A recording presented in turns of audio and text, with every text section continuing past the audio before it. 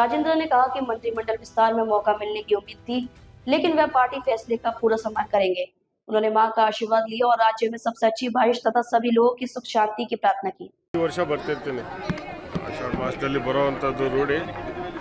So ಈ ವರ್ಷನೂ ನಾನು ತಾಯಿಯ ಆಶೀರ್ವಾದ ಪಡೆಯೋದಕ್ಕೆ ಬಂದಿರುವಂಥದ್ದು. ಮತ್ತು ವಿಶೇಷವಾಗಿ ಇಡೀ ರಾಜ್ಯಕ್ಕೆ ಒಳ್ಳೆ ಮಳೆ ಆಗಲಿ ಅನ್ನೋ ಒಂದು ದೇವರಲ್ಲಿ ಕೇಳಿಕೊಂಡು ಮತ್ತು ಎಲ್ಲರಿಗೂ ಒಳ್ಳೇದಾಗಲಿ ಅಂತ ಕೇಳ್ಕೊಳ್ಳೋದಕ್ಕೆ ನಾನು ಇವತ್ತು ಕಷ್ಟ ಮಾಡೋದಕ್ಕೆ. ಎರಡನೇ ಹಂತದ್ದು ನಿನ್ನೆ ಡಿ ಕೆ ಶಿವಕುಮಾರ್ ಅವರ ಮುಖ್ಯಮಂತ್ರಿಗಳ ಸಚಿವ ಸಂಪುಟ ನಿನ್ನೆ ಎಲ್ಲ ಭರ್ತಿ ಆಗಿದೆ. ಎಲ್ಲ ಒಂದು ಆಶಾಭಾವನೆ ಇತ್ತು, ತಂದೆಯವ್ರಿಗೆ ಸಿಗುತ್ತೆ ಅನ್ನೋ ಒಂದು ಭಾವನೆ ಇತ್ತು. ಯಾಕಂದರೆ ನಮ್ಮದು ದೊಡ್ಡ ಜಿಲ್ಲೆ ತುಮಕೂರು ಅಂತ ಹೇಳಿದ್ರೆ 11 ತಾಲೂಕು ಅಸೆಂಬ್ಲಿಗಳು ಬರೋವಂಥದ್ದು. ನಾವೆಲ್ಲ ಇನ್ನೂ ಒಂದು ಜಿಲ್ಲೆಗೆ ಒಂದು ಸಿಗುತ್ತೆ, ತಂದೆಯವ್ರಿಗೆ ಸಿಗುತ್ತೆ, ಇಲ್ಲ ಅಂದರೆ ನನಗಾರ ಆಗುತ್ತೆ ಅನ್ನೋ ಒಂದು ಭಾವನೆಯಲ್ಲಿ ನಾವಿದ್ದು. ಸೊ ಈಗ ಆಗಿಲ್ಲ, ಏನು ಮಾಡೋಕ್ಕಲ್ಲ. ಈಗ ಪಕ್ಷದ ತೀರ್ಮಾನಕ್ಕೆ ನಾವೆಲ್ಲ ಬದ್ಧವಾಗಿರಬೇಕು. ಈಗ ಪಕ್ಷ ಏನು ಸಚಿವರನ್ನ ಆಯ್ಕೆ ಮಾಡಿದರೆ ಜೊತೆಗೆ ಹೋಗುವಂಥದ್ದು ನಡೆಸಬೇಕು. ಎಲ್ಲ ಭಾಳಷ್ಟು ಅಸಮಾಧಾನ ಇದೆ ಅನ್ನೋದು ನಾವು ನೆನೆಯಿಂದ ನೋಡ್ತಾ ಹಿರಿಯ ಶಾಸಕರು ನೆನೆ ಎಲ್ಲ ಒಂದು ರಾಜೀನಾಮೆಯನ್ನು ಕೊಟ್ಟಿದ್ದಾರೆ, ಇವತ್ತು ಕೊಡ್ತೀವಿ ಅಂತ ಹೇಳ್ತಾ ಇದ್ದಾರೆ. ಸೊ ಅದರಿಂದ ಅದು ಅವ್ರ ವೈಯಕ್ತಿಕ. ಯಾಕಂದರೆ ಸಚಿವರನ್ನ ಗುರುತಿಸ್ಬೇಕು, ಮಾಡಬೇಕು ಅನ್ನೋದು ಎಲ್ಲರೂ ಸಚಿವರು ಆಗಬೇಕು ಅನ್ನೋದು ಆಸೆ ಇರುತ್ತೆ, ಆದರೆ ಇವತ್ತು ಆಗಿಲ್ಲ.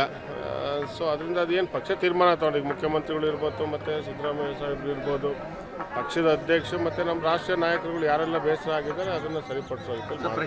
ಈಗ ನೇರವಾಗಿ ಮಾತಾಡಿ ಅದನ್ನು ಫಲಾನುಭವಿ ರಾಜಣ್ಣವರು, ಹೌದಲ್ಲ. ಈಗ ರಾಜಣ್ಣವರು ಏನು ತಂದೆಯವರು ಏನು ಆಗಿರಲಿಲ್ಲ, ಹಗರಣ ಏನಾಗಿಲ್ಲ.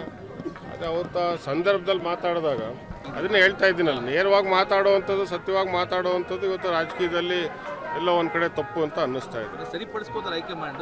ಸರಿಪಡಿಸ್ಬೇಕಲ್ಲ. ಈಗ ಮುಂದೆ ಚುನಾವಣೆಗಳು ಭಾಳ ಇದೆ. ವಿಶೇಷವಾಗಿ ನಮ್ಮ ಜಿಲ್ಲೆ ಹೇಳಬೇಕು ಅಂತ ಹೇಳಿದ್ರೆ 11 ತಾಲೂಕು. ಸೊ ಮೊನ್ನೆ ರಾಜಣ್ಣವರು ಸಹಕಾರಿ ಕ್ಷೇತ್ರದಲ್ಲಿ ಹೆಚ್ಚು ಕೆಲಸಗಳು ಮಾಡಿದರು, ಯಾವುದೇನು ಹಗರಣ ಇರಲಿಲ್ಲ. ಸೊ ಸರಿಪಡಿಸ್ಕೊಂಡ್ರೆ ಪಕ್ಷಕ್ಕೆ ಒಳ್ಳೇದು. ಬೇರೆ ಪಕ್ಷಕ್ಕೆ ಚಿಂತನೆ ಅವೆಲ್ಲ ಇಲ್ಲ. ಅವೆಲ್ಲ ನೀವು ಹೇಳೋವಂಥದ್ದು ಪಕ್ಷ ಬಿಡೋವಂಥದ್ದು ಏನಿಲ್ಲ. ಪಕ್ಷದಲ್ಲೇ ಇರ್ತೀವಿ.